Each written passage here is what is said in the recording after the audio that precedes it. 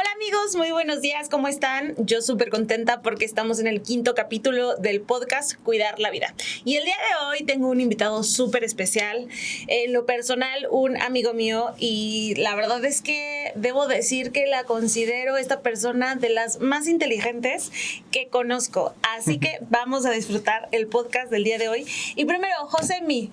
¿Quién es Josemi? Preséntate. Hola Jules, bueno, tengo 31 años, queretano, estudié filosofía, licenciatura, maestría, actualmente estoy llevando el doctorado en filosofía en la Universidad Veracruzana, trabajo en el Centro de Investigación Social Avanzada, CISAF, y actualmente coordino la división de filosofía y pues ahí ya llevamos más o menos 10 años aprendiendo, investigando y sobre todo profundizando sobre el misterio de la persona humana.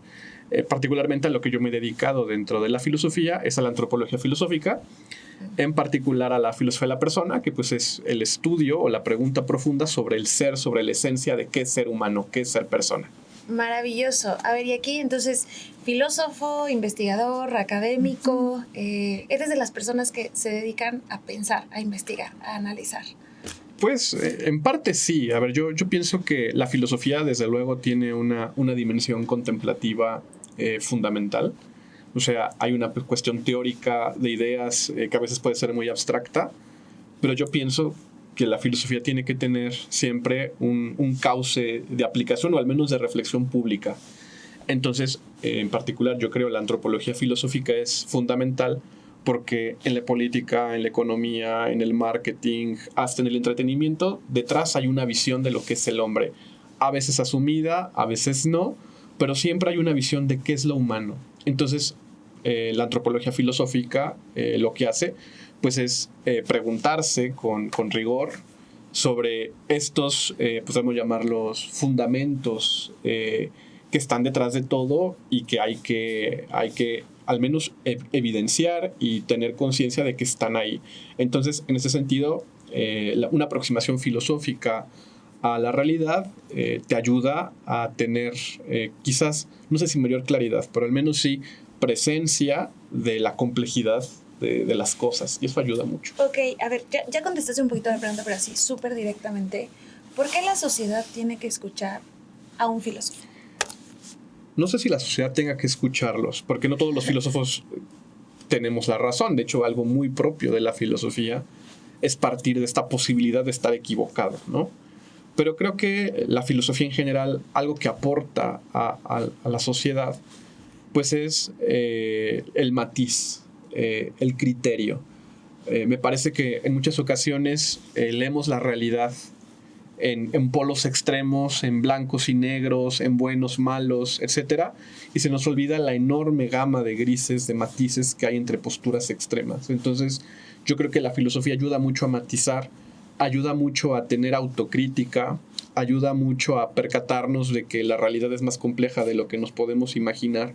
Y sobre todo creo que la filosofía nos puede ayudar a distanciarnos de la ideología. La ideología es cuando creemos que las ideas moldean la realidad. Entonces la filosofía parte de esta apertura a la realidad, a las cosas mismas, donde uno es un aprendiz permanente, donde nos damos cuenta de que todos necesitamos de todos y que el conocimiento, si bien es objetivo, si bien hay verdades, hay esencias, siempre es aproximado. O sea, difícilmente podemos, como se dice vulgarmente, tener todos los pelos de la burra en la mano, ¿no? Entonces, la filosofía nos ayuda al menos a tener esa cautela con lo que nos va apareciendo. Maravilloso.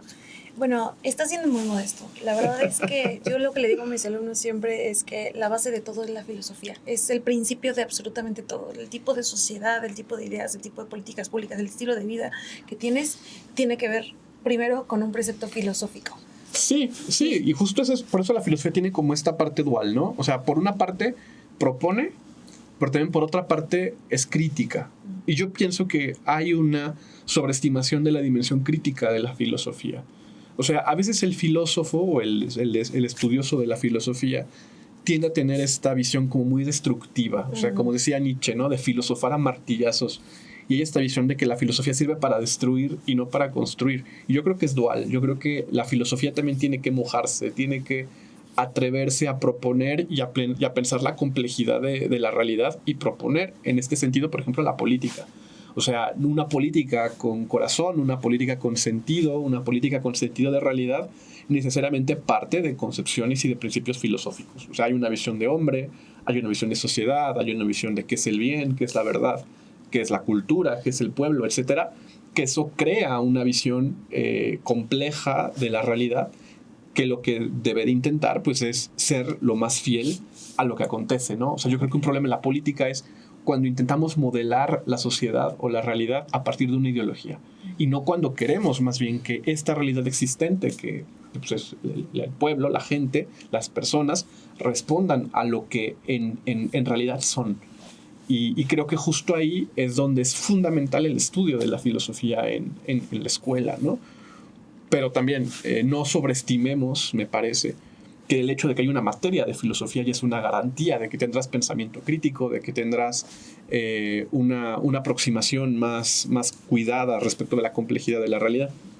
Porque la filosofía también requiere mucha paciencia, requiere método, requiere estudio, requiere, ¿cómo podríamos llamarlo?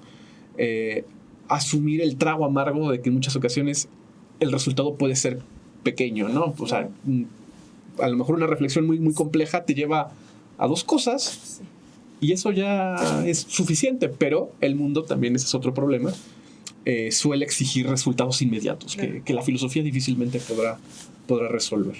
Muy bien, y como tú sabes, este podcast es, la clave principal es cuidar la vida, ¿no? Y sobre todo en este debate social actual, que tiene muchísimo que ver y tiene todo que ver con la antropología, sí, que es sobre el aborto.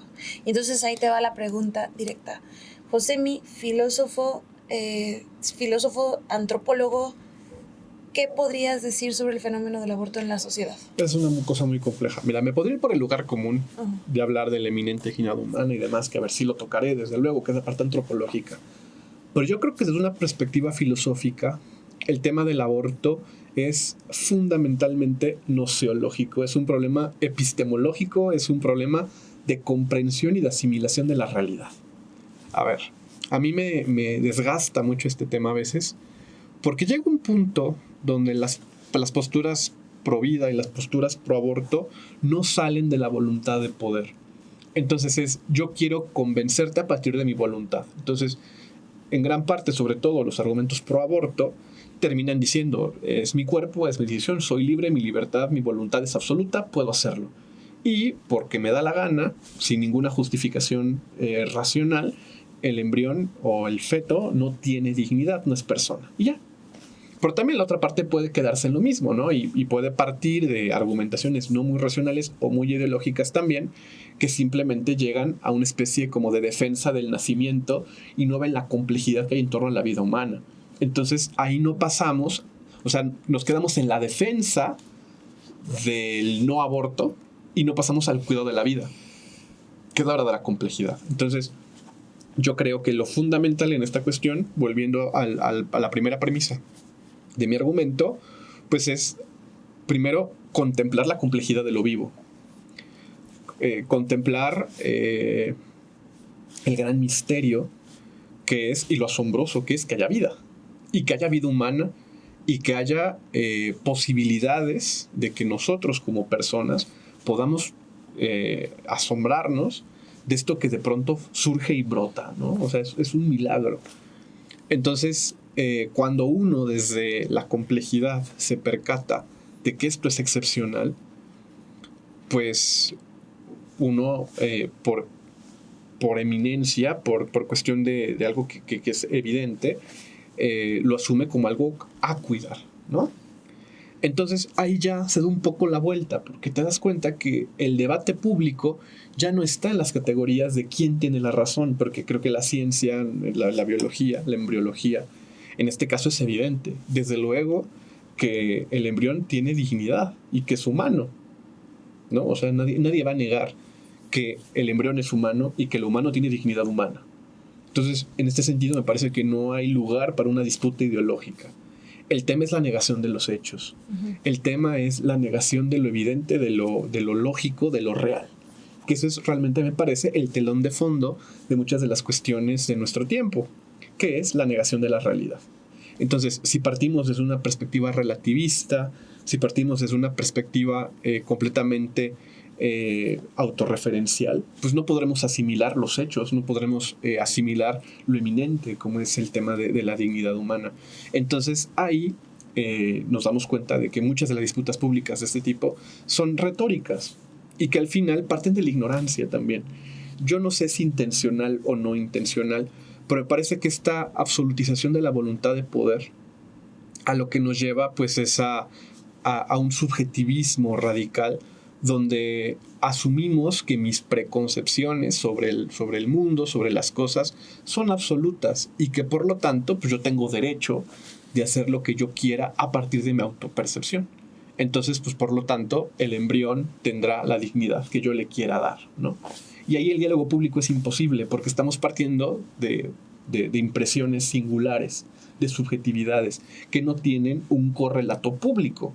Entonces, al no existir un correlato público, pues no hay manera de dialogarlo, ¿no? Por eso, desgraciadamente, este tipo de discusiones difícilmente pueden hacerse de manera civilizada o racional, porque al final aflora la violencia, porque es la única manera, como por el poder y por la fuerza, puedes imponer algo que no es verdadero. Entonces, volvemos a lo que te decía de la realidad y la ideología. O sea, la realidad es asumir la complejidad de lo vivo. La ideología es asumir que por mi autopercepción, por mi absolutización de mi dimensión subjetiva, yo crea qué derechos o qué deberes tengo sobre lo vivo, que es algo externo a mí. Y a ver, esto estoy hablando en una cuestión netamente, podemos llamarlo ahorita, ontológica. Ya el argumento biológico es evidente, ¿no? O sea, no tienes que tener 3 dedos de frente para saber que un embrión es biológicamente distinto de la madre y del padre, ¿no? Entonces ya con eso, pues creo que es muy claro el argumento, ¿no? Yo tuve un muy buen profesor de filosofía de la biología en la licenciatura, el doctor Juan Malda, que no es precisamente una persona provida, pero él tiene un argumento muy bueno. Me decía, miren, yo no les voy a decir si abortar está bien o está mal. O sea, eso es una cuestión ética, moral, y aquí estamos en clase de filosofía de la biología.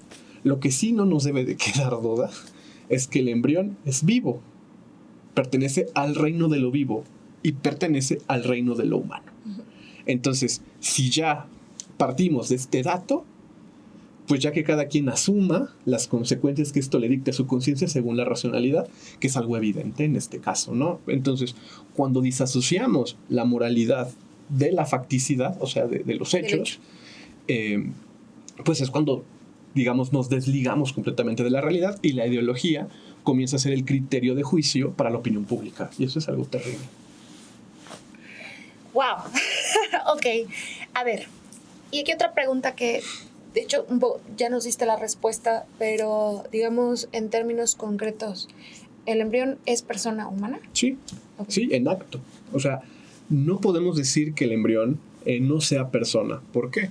Porque, a ver, la persona, y esto es algo que puede ser algo más complejo, en ocasiones se reduce a una definición que es de alguna manera acertada, de Boecio, la definición más clásica de persona. De la persona es una sustancia racional individual, ¿no? Sustancia nacional de naturaleza racional, individual. No, sustancia individual, naturaleza racional. Esa es la fórmula de Boecio clásica. Entonces podríamos decir, el embrión no es racional, entonces por lo tanto no es persona. Pero Boecio comete un error. O sea, sobre todo aquí ya pasamos, digamos, de la antropología a la filosofía de la persona. Es fácil decir que una cualidad particular del ser persona humana dote la condición de persona. O sea, que sea la racionalidad, no sé, la corporeidad, la relacionalidad, qué sé yo. Si asumimos que una de estas es más importante que las demás, cometemos un error que se llama actualismo. El actualismo dicta, a partir de una característica, qué es lo sine qua non de lo humano. La visión integral de la persona lo que busca es, más bien, darnos cuenta de la generalidad que hace al ser persona y que no son excluyentes entre ellas, ¿no? Pero que son constitutivas. Por ejemplo, toda persona es singular, toda persona es relacional, toda persona requiere cuidado, toda persona tiene por ejemplo, una insustituibilidad. O sea, esto es muy importante. Por ejemplo, pensémoslo en las inseminaciones in vitro, ¿no?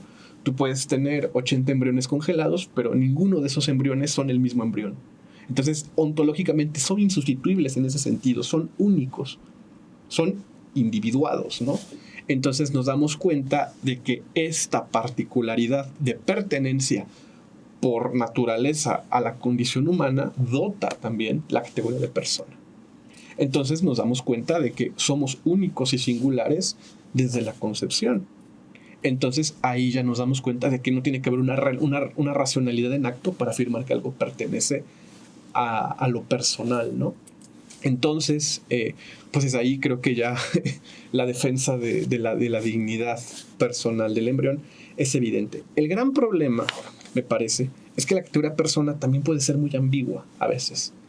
La categoría persona también a veces se usa, aquí es uno de los argumentos antipersonalistas más fuertes de un pensador italiano que se llama Roberto Espósito, que dice que la persona es una categoría que tiene que ver con la corporalidad y que tiene que ver también, sobre todo, con una especie de, podríamos llamarlo, espiritualización de la persona humana para desasociarla de su condición corpórea biológica.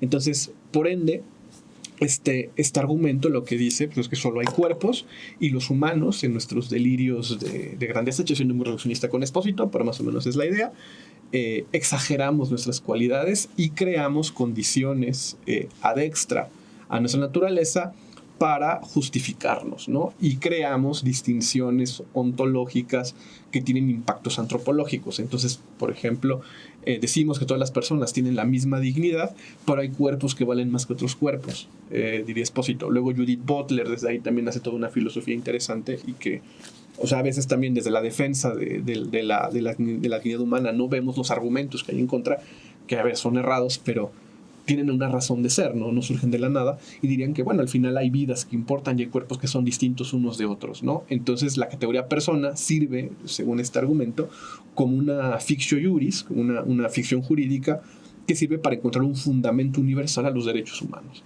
Entonces podríamos llamarlo nominalismo de la categoría persona, lo que ocasiona es que perdamos de vista cuál es su radicalidad ontológica, cuál es su fundamento, cuál es su arraigo con la realidad y lo reduzcamos a una categoría jurídica. Entonces, pues ahí la discusión termina en niveles distintos, ¿no? Por eso no hay que reducir la defensa de la vida al reconocimiento legal de la dignidad humana, porque la dignidad humana es independientemente de que se reconozca o no. El embrión es persona independientemente de que se reconozca o no. Y ese, pues, desde luego es el punto de partida para la defensa de la vida, que creo que eso en ocasiones se desdibuja muchísimo, ¿no? De hecho, a veces usa ese argumento también, que a ver, lo puedo comprender, ¿no? De que el embrión es una persona en potencia. No, claro que no. El embrión ya es plenamente persona. Un cigoto ya es plenamente persona, porque ese cigoto no va a evolucionar en otra persona. O sea, tú eres Juliana Hernández Quintanar desde, bueno, no con ese nombre, pero digamos ontológicamente eres tú desde la concepción. No puedes desarrollar algo exterior a eso primero que ya está contenido biológicamente en ti. Entonces, esto pues muestra esta radicalidad de la singularidad y de la individualidad humana desde su existencia, desde los albores de su existencia. Ok, bien. La verdad es que me acabas de... no soy filósofa, pero yo tenía la idea de que justo uno de los argumentos filosóficos de por qué defender al embrión como un ser digno era justo este tema de la potencia, o sea, porque es un ser humano en potencia, pero entonces, o sea, tú lo que estás planteando es no, desde el momento ya es persona, siempre ya es digno persona. Y no importa que no tenga desarrollado el sistema nervioso o que dependa del cuerpo de la madre, ya es persona. Sí, ya es persona, porque es un singular que no puede ser otra cosa. Y es humano, pues porque pertenece a la especie humana. O sea, obviamente tiene condiciones accidentales que en cierta etapa de la vida lo arraigan a cuestiones concretas. Por ejemplo, pues el tema de no son autónomos porque dependen del cordón umbilical de la madre. Pero bueno, un bebé de 3 meses, si no le das de comer tú, se muere de hambre. O sea, realmente esta cuestión de la autonomía no puede ser un argumento para justificar la dignidad. O sea, yo por eso siempre digo que el argumento más lógico o más coherente, si seguimos las premisas a favor del aborto, tendrá que ser tendrá que estar también a favor del infanticidio. Porque si vamos a términos concretos de qué es lo que hace a la persona ser persona, pues nos damos cuenta que no es una cuestión particular, concreta, digamos accidental, ¿no? No es que tengan sistema nervioso, no es que sean racionales, no es que hablen, no es que se alimenten por sí mismos, porque siempre tenemos estas dependencias. O sea, vulnerables vamos a ser toda la vida. Entonces, por eso el actualismo no puede ser el criterio. Desgraciadamente, me parece, en la defensa de la dignidad humana caemos con facilidad en estos argumentos actualistas que en ocasiones nos pueden jugar en contra, ¿no? Porque, por ejemplo, podremos decir que si lo que hace a la persona ser persona es la racionalidad, pues entonces alguien con una afectación cognitiva severa, pues no sería persona plenamente, ¿no? Entonces, por eso tenemos que ir a la esencia del ser humano, podemos llamarlo a su fundamento, que es su esencia. Su acto de ser sería el término más correcto en metafísica, ¿no? El ese, el acto de ser, que es irrepetible. O sea, todos tenemos una comunidad, digamos, un común de este acto de ser, pero participamos de ese acto de ser de manera distinta. Que esa es, por ejemplo, un autor, esto ya es un poco más complejo, pero vamos a decirlo. Un autor que se llama Javier Zubiri, que me gusta mucho, distingue entre personeidad y personalidad. Okay. Todas las personas tenemos personalidad, tenemos personalidad. ¿Qué es la personalidad? Lo que nos constituye y tenemos en común todos. O sea, nuestra individualidad, nuestra singularidad, nuestra insustituibilidad, nuestra irrepetibilidad, nuestra relacionalidad, etc. Que en último término tiene que ver con lo que nos hace ser. Entonces, uno de esos aspectos de personalidad es nuestra individualidad. Ahora, y nuestra singularidad. Ahora, ¿qué es la personalidad? Pues todo aquello que viene de mi singularidad y de la manera como me la apropio. El carácter, los gustos, la cultura, etcétera, etcétera, ¿no? Entonces, la persona, su fundamento radica en estos elementos de la personalidad. Entonces, ahí nos damos cuenta de que hay algo previo a nuestros actos que nos fundamenta ya. Y esto, primero, pues es algo que nos dota de una singularidad que desde luego debe de ser cuidada. Y que me imagino que este es como el fundamento en donde radica la dignidad humana. Ahora, la dignidad humana radica en el valor de lo humano, per se. O sea, podríamos meternos en otro tipo de discursos un poco más teológicos, podemos decirlo, de la imagen y semejanza, la participación, etcétera, pero no es necesario hablar de eso. Desde una cuestión estrictamente racional, nos damos cuenta de que el valor de lo humano es intrínseco a su ser. ¿Por qué? Porque somos la única especie habida y por haber que puede llegar, por ejemplo, a cuestionarse sobre su propio valor en el orden creatural, ¿no? Entonces, pues un embrión no se puede cuestionar eso, pero tú, como persona responsable de ese embrión, sí te haces responsable de que esa vida puede llegar a cuestionarse su propio ser. Entonces, de nuevo, tenemos siempre esta responsabilidad mutua de sí afirmarnos, pero también de valorar la vida que se nos muestra. Entonces, cuando aprendemos, cuando nos percatamos de la eminente dignidad humana, lo que nos pide ella es el cuidado, el asombro. Entonces, esa relación que nos permite identificar lo humano como valioso, pues es, me parece, el dato de la dignidad.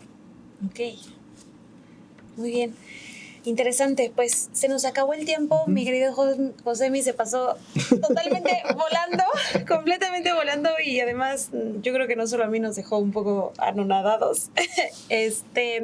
Josemi, como conclusión, ¿qué le dirías a la sociedad? Por un lado, a todos los agentes que influyen en la sociedad, desde medios de comunicación, líderes y sobre todo en este caso que ha sido como el quid de este podcast, a los legisladores que han querido entrar sobre este debate y que yo lo he dicho de forma súper clara, no hay que tenerle miedo, hay que debatir, hay que hablar sobre el tema, hay que profundizar, hay que romper estos estigmas de, justo como tú lo comentaste, ¿no? De radicalismos, de irracionalismos, etcétera. ¿Qué les dirías tú a estos agentes sociales con liderazgo sobre este tema que tiene una repercusión extremadamente importante en la sociedad. Siempre yo quiero entrar en este tema porque digo, a ver, una reforma, alguna otra reforma puede o no implicar consecuencias, pero esta sí, y esta es sobre la vida de las personas. Entonces, es un tema en el que se debe de discutir, hablar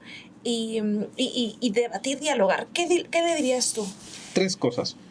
Lo primero, que se asombren con lo humano. O sea, que nos demos cuenta de que no estamos defendiendo células complejas nada más, ¿no? O sea, estamos defendiendo y cuidando a la persona humana en su complejidad. Entonces, darnos cuenta de que todo acto humano tiene esa huella de dignidad presente, indeleble, y que hay que cuidar. Y esto es lo que nos lleva a los otros 2 puntos que quiero presentar. Lo segundo es que el cuidado de la vida no se puede reducir al cuidado o a la cuestión del nacer o no nacer, del aborto o no aborto. El cuidado de la vida es integral. Y sí, hay que defender la vida desde la concepción, hay que estar en contra del aborto, porque es una atrocidad, pero hay que dar opciones para que la vida pueda ser acogida de mejor manera. Cada vez que una mujer aborta, en la circunstancia en la que aborte, yo creo que toda la sociedad tenemos responsabilidad. Y los que somos pro vida, más. ¿Por qué? Porque esa mujer ha desesperado. Y ha desesperado porque a lo mejor no encontró opciones, porque a lo mejor puede tener todas las condiciones materiales, pero nadie le ayudó a que pudiera contemplar el misterio y el asombro que hay en esa vida que va a nacer, ¿no? Y lo tercero, que tiene que ver mucho con lo segundo, es que maticemos. O sea, yo creo que, sobre todo en el mundo pro vida, es muy fácil asumir claroscuros, blancos, negros. Entonces, como yo le llamo, el starter pack conservador, ¿no? Entonces, estamos a favor de la vida, entonces automáticamente tenemos que asumir otras causas que inclusive podrían ser contradictorias con el propio cuidado de la vida. O sea, yo creo, por ejemplo, el Papa León XIV ha dicho mucho esto, lo dice desde que era obispo, y es algo que en el magisterio de la Iglesia Católica está muy claro. Por ejemplo, no se puede ser pro vida y estar a favor de la pena de muerte, ¿no? O no se puede ser pro vida y estar a favor de la depredación del medio ambiente. O sea, hay que tener esa coherencia integral, compleja, sobre el cuidado de la vida y de lo vivo. Y también, pues este es un criterio antropológico, un principio de discernimiento que pues, nos puede ayudar a tener más claridad con estas cuestiones. Claro que la política tiene que entrarle, pero yo creo que sí es muy importante, con esto terminaría, que primero se encuentre con los hechos, se encuentre con la complejidad y desde ahí forme criterio y discernimiento para que logre matizar y no juzgue la realidad a priori desde una determinada visión ideológica. Maravilloso. Josemi, la verdad es que estamos súper agradecidos por que nos compartieras un poquito de tus conocimientos y de esta argumentación filosófica con respecto a este tema, en efecto, tan complejo y tan debatible, pero que pues podemos ir aprendiendo cada vez un poquito más. Muchísimas gracias a todos y nos vemos en el siguiente episodio.